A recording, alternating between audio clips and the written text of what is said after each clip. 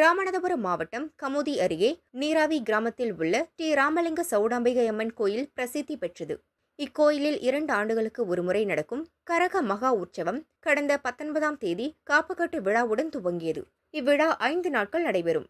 விழாவின் முக்கிய நிகழ்வாக கத்தியால் தங்களது உடலில் கீறலிட்டு உடலை வருத்தி அம்பிகையை கோயிலுக்கு அழைத்து செல்லும் கத்தி போடும் வினோத வழிபாடு நடைபெற்றது. இதில் 200க்கும் மேற்பட்ட ஆண் பக்தர்கள் பங்கேற்று நீராவி கிராமத்தின் முக்கிய வீதிகள் வழியாக சென்று கோவிலில் வழிபாடு நடத்தினர். திரளான பக்தர்கள் கலந்து கொண்டனர்.